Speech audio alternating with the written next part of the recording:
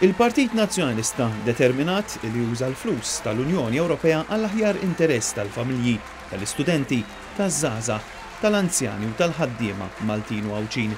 Hija din id-dikjarazzjoni li għamel il-Prim Ministru Lorenz Gonzi f'Birkirkara f'laqgħa taħt it-tenda li kienet l-ewwel waħda organizzata mill-Partit Nazzjonalista din il-ġimgħa.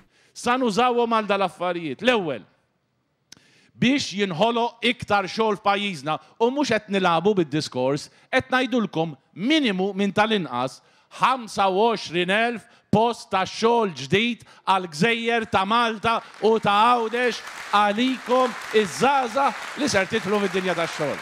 Waqt din il-laqgħa l-Prim Ministru fakkar fil-pakkett ta' flus illi rnexxielu jġib mill-Unjoni Ewropea 7 snin li ġejjin. Ġibna lejn pajjiżna pakkett ta' 1,128 miljun euro.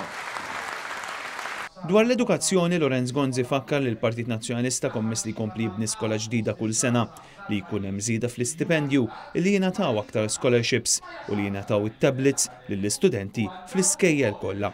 Matul din l-attività tkellmu l-kandidati tal-Partit Nazzjonalista minn distrett Michael Asha, Tonio Fenek u Claudette Buttigieg faħru l-Prim Ministru għal pakkett eċċellenti ta' fondi li rnexxielu jġib mill-Unjoni Ewropea. Interventi ieħor sar minn Giorgio Xkembri li semma kif il-Partit Nazzjonalista bil-programm elettorali tiegħu qed joffri futur fis-sod. Charlo Bonnici u Josien Cardona Gatt tiffukaw li l-kummenti tagħhom fuq il-proposti tal-Partit Nazzjonalista l-qasam edukattiv fil-waqt li Ian Castaldi Paris saħaq illi lan tal-Partit Nazzjonalista jibqa' dak li t-tfal tagħna jirnexxu il-koll. Min-naħa tiegħu Beppe Finekadami saħaq illi l-Labor m'għadux il-Partit tal-ħaddiema fil-waqt li l-Partit Nazzjonalista b'kuntrast kommess li joħloq 25,000 post tax-xogħol fil-5 snin li ġejjin.